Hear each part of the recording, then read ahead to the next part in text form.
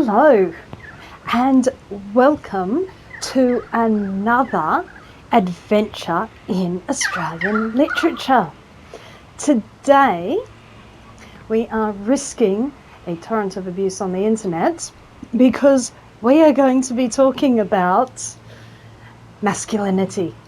In particular, we're going to be talking about masculinity in two Australian books. They are David Ireland's The Glass Canoe and Kenneth Cook's Wake in Fright. Now, these books, I decided to do this video for this week because it seemed rather pertinent. It was a video I'd planned, but to give people who are watching this in the future or in other countries a little bit of backgrounding as to why this video is particularly pertinent at the moment, is that our federal government is having a little bit of a Me Too movement, and the women of Australia have got a little bit outraged, disgusted, annoyed, furious about the extremely toxic boy club in Canberra and their reaction to and response to multiple sexual assault, sexual misconduct allegations in the past few weeks. So this is the backgrounding that this film is coming through with. I have no idea how this is going to resolve because it's an ongoing crapshoot. I'm also very aware that talking about anything to do with masculinity, especially in a toxic form, is opening up my comment section to becoming a giant mess of commentary that needs to be moderated. So I am aware of this, and I'm going to do it anyway, because you know what? I'm allowed to talk. So anyway, we are talking about two books. They are mid-century Australian writers, and they're also, I think most importantly for this topic, they're men. The writers are men, Kenneth Cook and David Ireland. This is not a female oriented attack. This is men having a look at themselves. In particular, it's Australian men having a look at Australian male culture. And so, as a result, they're really, really interesting books. Now, if you are Australian, probably there is very little in these books that will actually surprise you. Because this is, especially if you are white Australian, if you are white Australian, you know this stuff. You know this stuff because you have experienced or seen or heard stories about, even if you don't partake yourself. This is what is held up as the Australian culture, this really hard drinking and somewhat terrifying mateship. So we'll start with Wake in Fright, which is probably the most famous. It's got a film. The film has been recently restored. Donald Pleasance is absolutely terrifying as Doc Tydon. And Chips Rafferty is, I think he's the policeman. So it's like so totally Australian. It's got Chips Rafferty in it. Anything with Chips Rafferty in is like, it's like Bill Hunter in the 90s. Chips Rafferty in films in the 70s is like Bill Hunter in the 90s. It's the kind of blokey stuff that sort of makes you want to puke. That kind of thing. So it's also got Jack Thompson as one of the young miners. So it did have an English director. So it makes it a little different to later films. The remake that was done in a couple of years ago by, I think, a company, an Australian film company. It was put on Channel 10 as a miniseries. Do not go there. It doesn't understand the book at all. It's unnecessary. It's rubbish. Just rubbish. Anyway, John Grant is a young teacher. He's in his first 3 years of teaching, and back in the 60s, your first 3 years of teaching was generally in a hard-to-staff school. And he is out in a place way out in the west, way out in Whoop Whoop. I talked about Whoop Whoop with Australian Gothic. He's out in Whoop Whoop, where it's flat and dust and nothing for ages. So he's out there, and he's got to his summer holiday, 6 weeks, where he's planning to go back to Sydney, back east. And he gets into the big town. He gets into the Yabba, which is a stand-in for Broken Hill. And he's supposed to catch a plane back east to Sydney. John Grant sees himself very much above this world. He is a member of the class that Donald Horne discusses. Donald Horne talks about the lucky country when he wrote The Lucky Country in Australia of the 60s, and he talks about our economy being lucky. It's an extraction and an agrarian economy. It's not properly developed for ourselves, but we're lucky enough to get away with that. FYI, we are now in 2021 and we still have an extraction and agrarian economy. This is not good. People did not understand Donald Horne. They didn't understand that Donald Horne was using lucky country as, you are very lucky to have fallen on your ass backwards into good luck. You didn't deserve it. The idea that Australia didn't deserve this good luck, the fact that Australia still probably doesn't deserve this good luck that we have, is a major theme of this book, a major part of why it's still resonant today. But Donald Horne talks about the intellectual barrenness of Australian culture, where the school teacher and the journalist are held up as like intellectuals. So John Grant is living in this culture where he sees himself as better. He's an intellectual, and these guys are just nothing. They're just ordinary, bog standard. He's better than them. And because he's better than them, when he goes to the pub and discovers, as he's waiting for he's got to stay overnight at the pub to get his flight in the morning. He has his entire paycheck for the next 6 weeks, so he has 6 weeks' wages on him. This is supposed to last him 6 weeks. He sees the two-up game, the illegal two-up game that everyone, doesn't notice because the cop doesn't care. He's part of it. It's all, country town, rural town. He sees the two-up game and he thinks, I can win this. I can put all my money on this, and I will I won't ever have to come back to this place ever, ever, ever again. Big mistake. So he does this, and he loses every cent he has. He then falls back onto when people see this and feel sorry for him, he is thrust back into the terrifying hospitality of the locals. The bartender, Hines, takes him home to dinner. The terrifying hospitality of the locals begins with, have a beer, have a beer, have a beer. So by the time the publican takes him home, he's pretty drunk. This is a very heavy drinking culture. He goes home with him, has dinner, and meets Janet Hines. Now, Janet Hines is a really fascinating character. He's getting increasingly drunk by this time. He is completely blotto.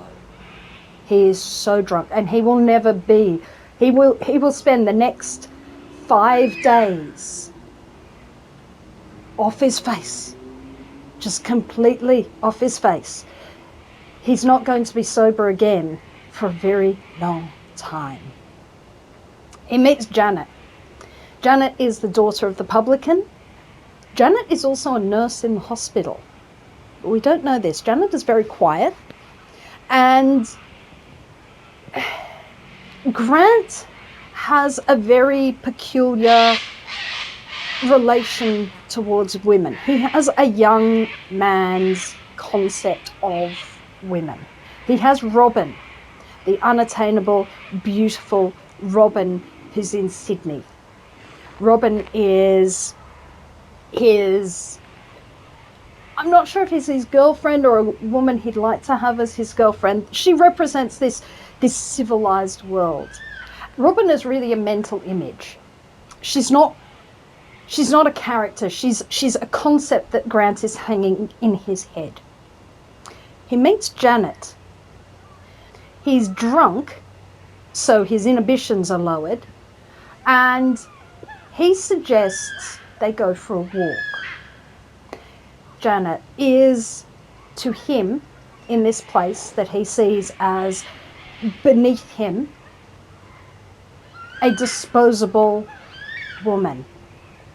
No mention of the fact that she's the daughter of his hosts.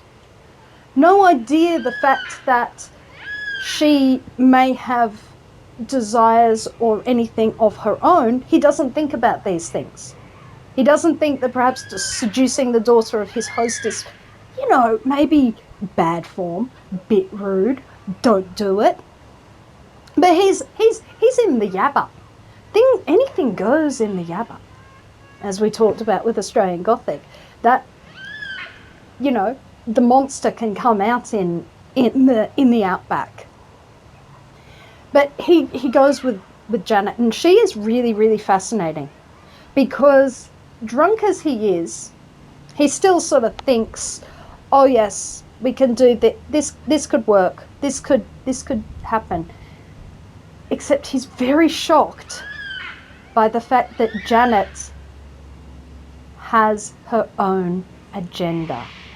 That Janet is not a receptacle of male sexuality, but that Janet has her own sexuality, her own choices that she would like to make.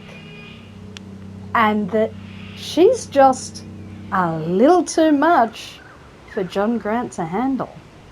Here he thought, and FYI, John Grant's a virgin.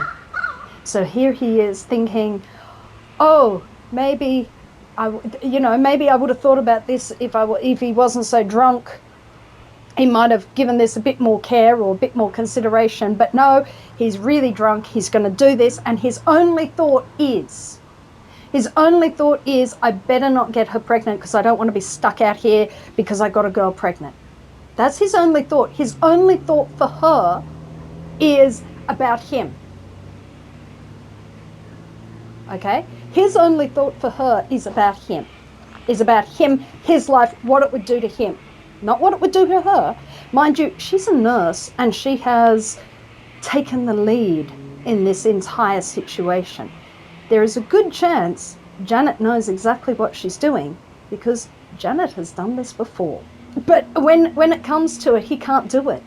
He is overwhelmed by her sexual agency. Absolutely overwhelmed by it, and he is also overwhelmed by nausea, and so he rolls over and throws up copiously. And the next thing he sees, Janet's on her feet and her dress is back on, and they're going back because, well, you were disappointing, weren't you? John Grant he suffers from the fact that he is performing something that he doesn't fully understand. He goes roo shooting, he gets caught up with Doc Tydon. Doc Tydon is a terrifying figure. Doc Tydon is really the villain of the piece. Doc Tydon rapes John Grant. Okay?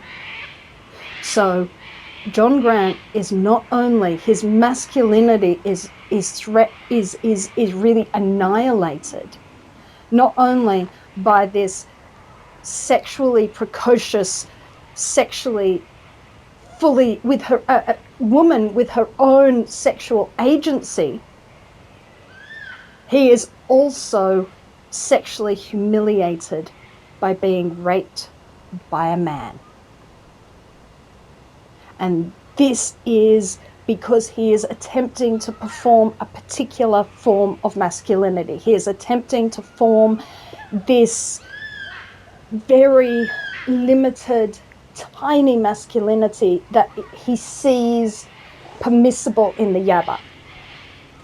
This drink-fueled, aggressive mateship where women are for dominating and being seen as a good bloke and a hard drinker and being able to keep up is valued.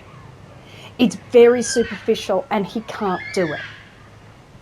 He finds it annihilates him. It annihilates, it humiliates, it degrades him in his own image, and he discovers that his image of himself is so much less than he thought it was. And he's forced to rebuild it by the end of the book. By the end of the book, he is exactly where he was at the beginning of the book. In the little tiny one-teacher school with the children, teaching out the rest of his contract. He was insufficiently confident in himself to withstand the menace of the mateship, the superficial, terrifying mateship that is part of Australian culture. This really terrifying superficial mateship and the extraordinary loneliness underneath it is also seen in The Glass Canoe, which is, if you think that this world is, oh, well, that's out in the country, it's only in the country, it's also urban. Although these books are very much set in working class communities, in our next video we're going to have a look more at the middle or more affluent class of masculinity and the construction of masculinity. So this is not a issue that is confined to working class or less affluent people. This is something that is across Australian society.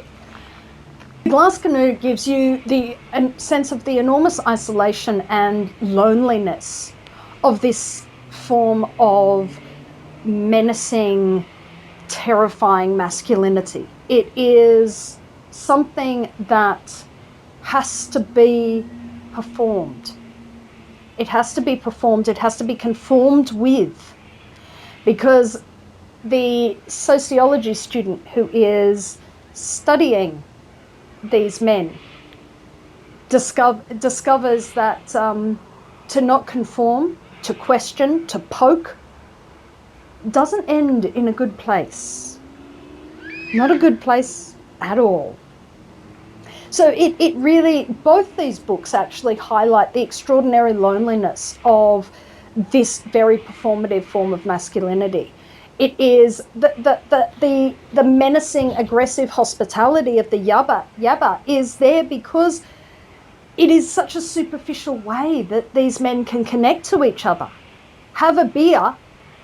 You know, that backslapping, aggressive hospitality is the only way they can have male friendship. Women are peripheral and they're fewer. So really in these stories, with their extraordinarily concentrated number of men, we are actually going back to the early part of Australian settlement where men massively outnumbered women.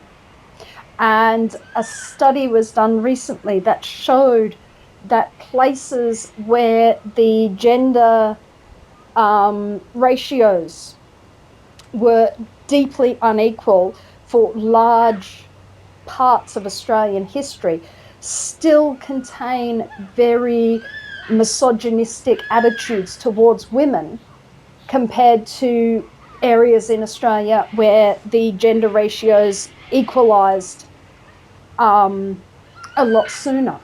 So this is not a new phenomenon. It's not a new phenomenon. It's something that has been very, very ingrained, and they're fabulously fascinating books to read, to look at what is this culture? This culture that gets celebrated also has this really dark flip side, and it's deeply unhealthy for everyone. It's the term toxic masculinity has a lot of negative connotations, as it should, and people have read it as that means they're viewing masculinity as toxic. But I would say that what we are seeing here in these books is traumatized masculinity. It's menacing mateship, but it's traumatized. This is what happens when you have a legacy of violence, because these places where men have outnumbered women for large amounts of the time, these are places that have large convict populations where convicts were not mixed. These were a largely male and brutalized population. So the masculinity that evolves in this is inherently traumatized. It's traumatizing, but it's also traumatized, and it's inherited. So that's what these books for me are discussing, is this idea that this is unnatural. This is not how men are meant to be, but it has been constructed and reinforced, and it becomes a cage. And so that is for us. That's all for us this week. I hope you really enjoyed it. Next time we will be back with 2 books by Kate Grenville. So I hope to see you then. Bye.